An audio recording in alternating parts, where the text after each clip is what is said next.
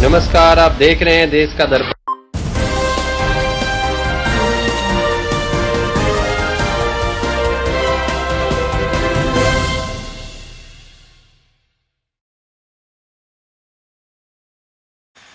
घर वापसी के लिए बेचैन है बिहार के मजदूर। लॉकडाउन पार्ट 3 के शुरू होते ही मजदूर के सब्र का बांध टूट गया।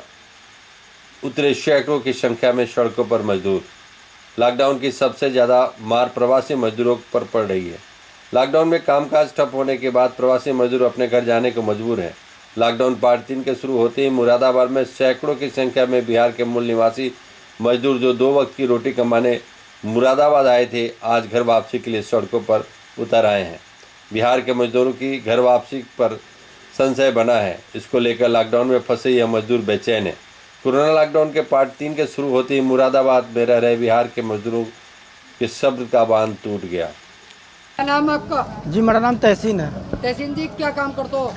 सर हम होटल पर काम करते थे और लॉकडाउन को लगभग 45 दिन हो गए। ठीक है, जितना हमारे पास पैसे बचे थे वो सारे हमने खा लिए। अब हमारे पास कुछ नहीं बचा है। ठीक है, हम चाहते हैं कि बिहार सरकार से कि हम लोगों को कुछ व्यवस्था करे बिहार जाने के लिए। और सर लगभग 400-500 लोग हैं हम लोग, तो हमारे पास कुछ नहीं बचा सर। इसलिए आज हम लोग रोड पर निकला है कि हम लोग कोई मतलब सरकार कुछ ना कुछ सहायता करे मीडिया के द्वारा। तो तुम जहाँ पर काम कर रहे थे उस मालिक ने क्या कहा? सर उस मालिक ने कुछ नहीं कहा, ना कभी तक कोई फ़ोन आया उनका तो वही कहने होगा कि जब तक काम करोगे आप, हमारे काम ख़त्म होने के बाद आपका काम ख़त्म। तो आपको भगा दिया है, क्या करा? भगा नहीं दिया सर, आज तक पूछा ही नहीं है। मतलब 45 दिन हो गए लॉकडाउन को। तो खाना काहे से खा रहे थे? सर जितना हमारे पास बचे थे पैसे उससे हम राशन ला के खाते थे, बस वो ख़त्म हो गया हमारे पास। तो आज हमारे पास कोई चारा ही नहीं बचा सर। नाम है? मोहम्मद मुश्ताक सर। क्या काम करते हो?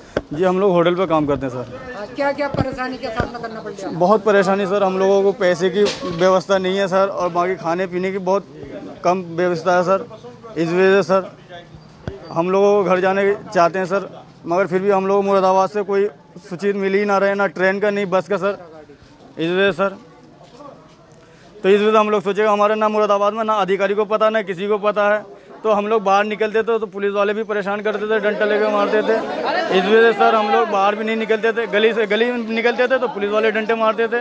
इसी वजह से हम लोग परेशानी झेलते झेलते अब तक मैं बहुत झेल चुके हैं सर। इस वजह से हम लोग अब कुछ नहीं कर पाएंगे, हम लोग पैसे भी नहीं है ना खाने पीने का कुछ है सर। इस वजह से हम लोग सभी मिलकर सोचेंगे अब बाहर निकलेंगे तभी कोई व्यवस्था हम लोगों को निकल पाएगा। इस तरीके से हमारे कोई व्यवस्था नहीं है सर, हम लोगों के पास कोई पैसे नहीं है सर। जो भी थे हम लोग खा पी के बराबर कर दिए हैं सर। क्या नाम है तेरा? जी सर मेरा नाम मोहम्मद तस्वीर है। तस्वीर नाम है। क्या परेशानी? सर परेशानी ये है कि हमारे पास यह है सर, जहाँ हम रह रहे थे वहाँ तो रह रही है अच्छे तरीके से। जितना पैसा था हमने खा पी लिए, और कोई साधन तो है नहीं कि और कहाँ से राशन लाएं कहाँ से लाएं। और लॉकडाउन बढ़ते बढ़ते जा रहे हैं, तो हम लोग सोचे कि आज नहीं तो कल ख़त्म हो जाएगा लॉकडाउन। उसी वजह से उसी उम्मीद में हम लोग भी यहाँ बैठे हुए थे। तुम कि क्या काम करते थे? सर मैं अपना पर्सनल दुकान था, लेकिन वो दुकान हमने भी खाली कर दिया कि अब पता नहीं कितने दिन तक लॉकडाउन चलेगा। और इसकी वजह से मैं सोचा कि और सर किराया मांगेगा, कल को मैं किराया कहाँ से ला के दूँगा? जब कमाऊँगा ही नहीं तो खाऊँगा कहाँ से? और फिर मैं इस वजह से दुकान अपना खाली कर दिया। और जाना चाह रहे हो? सर हम अपना घर चले जाने चाह रहे हैं। घर पूर्णिया जिला बिहार में है। बिहार के? हाँ सर, हमारे सभी साथी बिहार के ही हैं, तो हम लोग ने काफ़ी उम्मीद जता के। सर परेशानी यह है कि खाने पीने का कोई सुविधा नहीं है। जितने पैसे थे सारे तो सब अपना खर्च कर लिया। इस वजह से सर परेशानी में आ गए। अब सर खाने को पैसे नहीं हैं। अब एक ही उपाय था कि अब तो घर जाने का कोई उपाय नहीं मिला, तो हम लोग पैदल निकलने के लिए सोच लिए कि जब तक पैदल जाएंगे तो अपने घर में नून रोटी जो भी मिलेगा वहाँ हम खा के बिता भी लेंगे, या फिर वहाँ पे क्वारंटाइन में रखा जाएगा तो वहाँ हम रह के गुजार लेंगे। घर कम से कम फिलहाल घर में तो रहेंगे। यहाँ पे मकान मालिक परेशान कर रहे हैं कि किराया मांगेंगे, तो हम कहाँ से ला के देंगे सर? तो अधिकारियों को इंस्ट्रक्शन आए हैं, क्या अधिकारियों को जो इंस्ट्रक्शन आए हैं इन्हें अवगत करा दिया गया। फ़ोन नंबर से संपर्क कर लेंगे, फ़ोन नंबर से संपर्क करके अपनी आईडी देंगे, जो औपचारिकता है तब जाएंगे ये लोग। चलो जाओ हटाओ, आप यहाँ से डिस्टेंसिंग बनाओ, सोशल डिस्टेंस बनाओ। है ये 30-40 आदमी है, चलो हटाओ, जाओ जाओ। अरे सुनाई नहीं दे रहा भाई तुम्हें? जब बता दिया एक बार।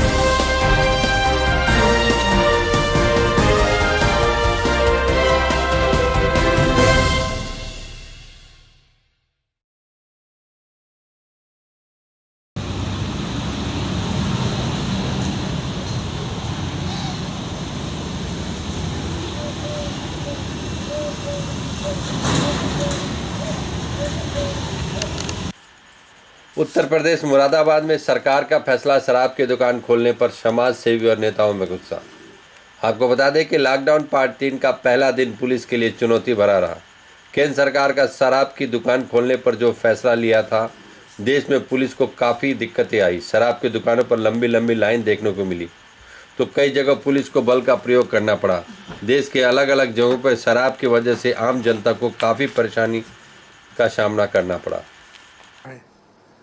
मंदिर स्थल बंद, मस्जिद स्थल बंद, गुरुद्वारे स्थल बंद, चर्च स्थल बंद और शराब स्थल खोल दिए गए हैं। बताइए, ये कहाँ का इंसाफ है? ऐसा इन्हें नहीं करना चाहिए था। कोरोना के नाम पर ये लूट मचाए हुए हैं और मैं समझता हूँ सरकार ने ये जो एक्शन लिया है ये बहुत गलत लिया है। ये मुझे लगता है ये लोग खुद भी बर्दाश्त नहीं कर पाते हैं जो सत्ता में बैठे हुए हैं कि वो बगैर शराब के नहीं रह सकते, इसलिए उन्होंने ये शराब की हट्टी यहाँ खोल दी है। तो क्या मानते हैं लोग बार आज की तारीख में कि जैसे शराब दे रहे हैं, 2-2 पेटी 3 पेटी और सड़कों को पी के निकलेंगे, उस हिसाब से वायरस घटा? दरअसल जो शराब माफिया थे उनका दबाव, उन्होंने बहुत पैसा दिया सरकार को और उन्होंने अपना दबाव बनाया उत्तर प्रदेश सरकार पर, देश की सरकार पर कि भाई आप शराब खोल दीजिए। यही हुआ कि आप देखिए हरियाणा के अंदर जो मिनिस्टर है उसकी ख़ुद की शराब की एल्कोहल की फैक्ट्री है। ऐसे ही रामपुर के अंदर अभी मेरे पास टेलीफोन आया, शराब की फैक्ट्री खोल दी गई है। इससे बड़ा नुकसान होने वाला है। लोग जब शराब पी लेंगे तो लॉकडाउन की कोई फिक्र ही नहीं होगी उन्हें, और उससे क्या होगा, बीमारी बहुत आगे बढ़ जाएगी और देश को बीमारी को संभालना मुश्किल हो जाएगा और एक दूसरे से बहुत संक्रमित होंगे लोग और देश का बड़ा पैसा खर्च होगा, देश का बड़ा नुकसान होगा। जितना वो लोग रिश्वत लेकर कमाने की सोच रहे हैं, शराब माफिया से लेकर वो सोच रहे हैं कि हम वसूल कर लेंगे अपना पैसा, टैक्स भी मिल जाएगा, लेकिन उससे बड़ा नुकसान यहाँ की जनता को होने वाला है। उससे अगर बचना है तो अभी भी वक्त है, शराब को बंद कर देना चाहिए। एक तरफ रोजगार, रोटियों से इंसान परेशान है, रोटी नहीं मिल पा रही। देखिए, एक तरफ रोटियों से परेशान है, दूसरा मजदूर चारों तरफ लाखों करोड़ों मजदूर सड़कों पर घूम रहा है। कितना बड़ा सेना का ये इन्होंने ऊपर से फूल बरसवा दिए, करोड़ों अरबों रुपया खर्च करवा दिया। अरे जो भूखे मर रहे थे लोग, कम से कम ये जो खर्चा तुमने फौज के ऊपर किया है ये उन भूखों को ही लग जाता। बहुत बुरी बात है, ऐसा नहीं करना चाहिए। अब इस सरकार को हमें सोचना ही पड़ेगा, जनता को बदलना ही पड़ेगा। मेरा नाम उमर फारूक है। उमर जी, जो आदेश आए हैं शराब की दुकानें खोली जाएंगी, इसमें आपका क्या राय है? मेरी राय ये है कि जो सरकार जो भी करती है खैर बेहतर करती होगी अपने हिसाब से, लेकिन मेरा कहना ये है और मेरा मानना ये है कि इस टाइम दारू की दुकानें ना खोली जाएं, क्योंकि इस टाइम धर्म स्थल बंद हैं, मंदिर मस्जिद गुरुद्वारे सब बंद हैं, तो ऐसे में दारू की दुकानें खोलना बहुत गलत है। दूसरी चीज़ ये है कि मैं एक समाज सेवी हूँ। इस टाइम लोग खाने दाने के लिए परेशान हैं, क्योंकि मैं और हमारे जो राशिद भाई हैं और हमारे बहुत सारे सहयोगी हैं, अब तक 300 क्विंटल राशन हम जनता के घर तक पहुंचा चुके हैं।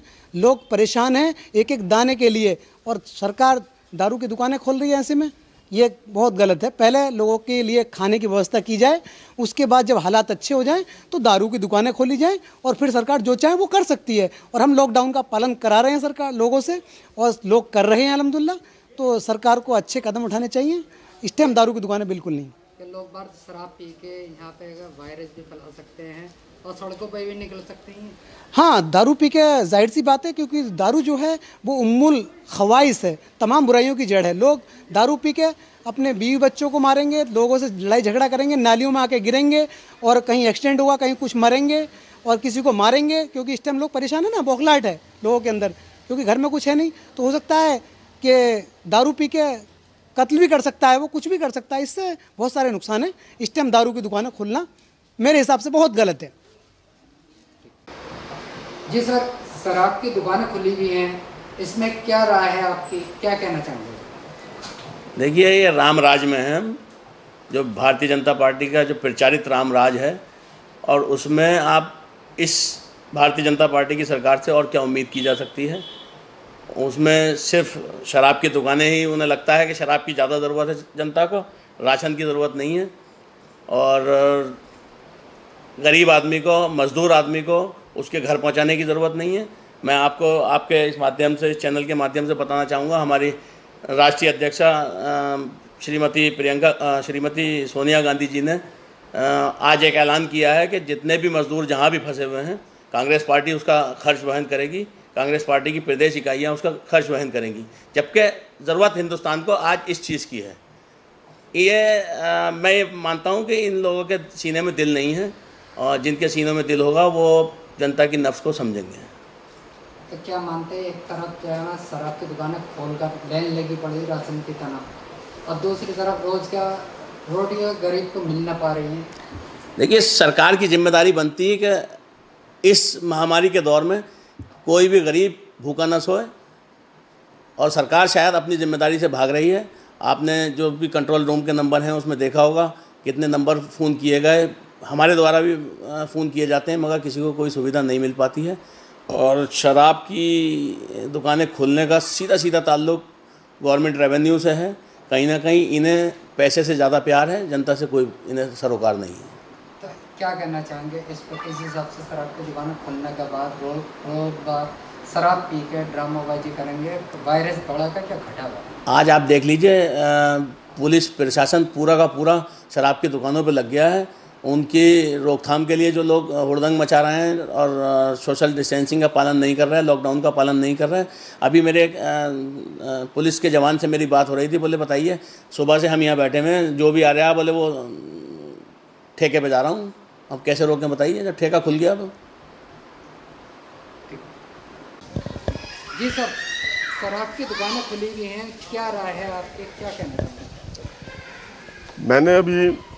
मैं आपके माध्यम से बात ये पूरी जनता तक पहुंचाना चाहता हूं।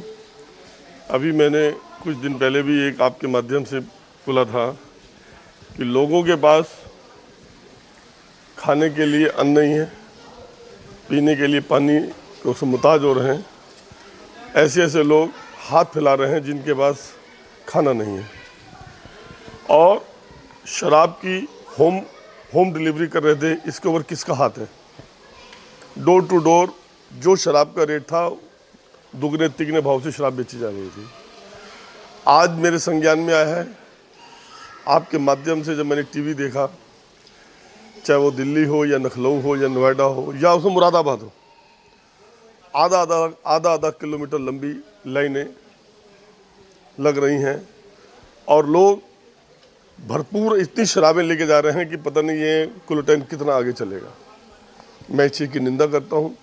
लोगों के पास खाने के लिए पैसा नहीं है, लोग कहाँ से पैसा ला रहे हैं, मजदूरी कर रहे हैं, और यहाँ के लोग को थोड़ा सा सीखना चाहिए। मेरी आवाम से हाथ जोड़कर विनती है कि ऐसी कोई चीज़ अपने अंदर, पब्लिक के अंदर ना दर्शाएं कि पता चले कि उत्तर प्रदेश नहीं पूरा भारत जो है शराब के नशे में डूब गया, इधर कोरोना की महामारी हो रही है। क्या मानते हैं, ऐसे में वायरस बढ़ेगा क्या? बिल्कुल, जो ये डिस्टेंस जो नहीं कर रहे हैं, चाहे वो शराब की दुकानें हो या किराना की दुकानें हो या कहीं पर ऐसी जो लोकेशन, चाहे हमें सरकार के दिशा निर्देश का पालन करना चाहिए। अगर हम दिशा निर्देश का पालन नहीं करेंगे तो हमको इसका बहुत बड़ा नुकसान करना पड़ेगा। ये नुकसान एक घर से लेकर पता नहीं अनेकों घर में फैलेगा। हमें इस डिस्टेंस का पालन करना चाहिए। कितना सही है ये शराब की दुकान खोलना तक? क्या मेरे हिसाब से इसको, अगर इन्होंने शराब खुली है तो इसको भी एक घंटे के हिसाब से या दिन वाइज के हिसाब से ऑड ऑन इवन ये भी लागू कर सकते हैं एकदम। और या फिर इसमें जितनी दुकानें हैं ये दुकानें एक साथ खोल दी जाए। अगर कुछ दुकानें खुलेंगी तो ये परेशानी होगी, या तो सारी खोल दें और या ये बिल्कुल बंद कर दें, और या फिर ये भी, इसमें भी अगर आप चाहें तो ये सरकार चाहे तो ये भी मतलब होम डिलीवरी मतलब करवा दें। अगर जैसे आप किराना की मतलब होम डिलीवरी करा रहे हैं तो इसकी भी होम डिलीवरी करा दें, या फिर इसको बंद कर दें। ये डिस्टेंस ये लोग नहीं कर पाएंगे तो ये बहुत बड़ा नुकसान होगा। एक तरफ मस्जिद, गुरुद्वारा, सारे धार्मिक चीज़ें बंद है, और ये शराब की दुकान खोलने से मैं ये आपसे ये बात कहना चाह रहा हूँ कि जब ये लाइसेंस दिए जाते हैं तब ये एक मानक है कि शराब की दुकान मंदिर मस्जिद से करीबन आधा किलोमीटर दूरी पर होंगे। आज मुरादाबाद के अंदर कोई ऐसा मानक नहीं है। अगर ये मानक के रूप में चलेंगे तो मुरादाबाद की लगभग सभी दुकानें बंद हो जाएंगी। कोई दुकान ऐसी नहीं है जो मंदिर मस्जिद के पास ना हो। इधर मंदिर मस्जिद के ऊपर पूजा पे हम लोगों ने अब हमें मतलब ये कहा गया कि आप पूजा भी घर पे बैठ के कीजिए। उधर शराब बिक रही है और बहुत लंबी लाइन लग रही है। मैं इसका पूर्णतः विरोध करता हूँ।